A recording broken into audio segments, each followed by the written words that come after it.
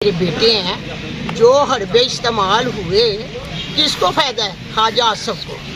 झूठ बोलते हैं, मत ऐसे करें। जो कुछ इन्होंने मेरे साथ बेटे किया, मैं मुख्तर सारा जवाब दूँ। किसने किया, किसने करवाया? और कहता है मेरी बहन है, मेरे गैरतमंद भाई ख्वाजा आसफ। इतनी हमदर्दी थी तो जिस दिन मेरा घर टूटा, मेरी इज्जत को हाथ डाला गया, उस वक्त मेरे घर आते हैं तो देखते मैं आपको कितनी इज्जत बख्शती। आप मेरे पास आए, आपने डीपीओ को फारिग किया, डीसीओ को किया, आप माफ़ी मांगते थे अवाम के सामने, अवाम को गुमराह करने के लिए। क्या आप उन लोगों को मेरे पास लेके आते तो मैं माफ़ भी करती, क्योंकि अल्लाह को माफ़ करना पसंद है, माफ़ कर देती। मैं गलतियाँ इंसानों से होती है, अगर अल्लाह माफ़ कर सकता है तो मैं क्यों ना करूँ। मगर आप कुछ समझ लें, मेरा मुख्तसर जवाब है, बेटे जो कुछ इन्होंने मेरे साथ किया, तमाम वीडियो साथ साथ मैंने अपनी आवाम को दिखाई कि देखें मेरे साथ क्या हो। मैंने फिर भी दुआएं दी, बद्दुआ ना दी, क्योंकि मैं सहबे उला।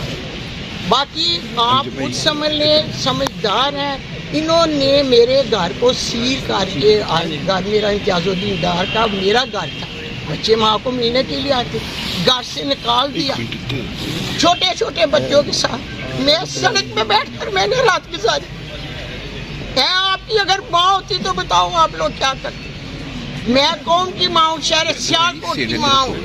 मेरा इंसाफ 8 फरवरी को जब इलेक्शन होगा तो मेरी शहर सियालकोट की आवाम इसे जवाब देगी। बात बेटे याद रखना, अवलीन दर्जा नबी पाक सल्लल्लाहु अलैहि वसल्लम ने औरत को दिया है, इन्होंने मेरे गिरेबान हाथ डाला।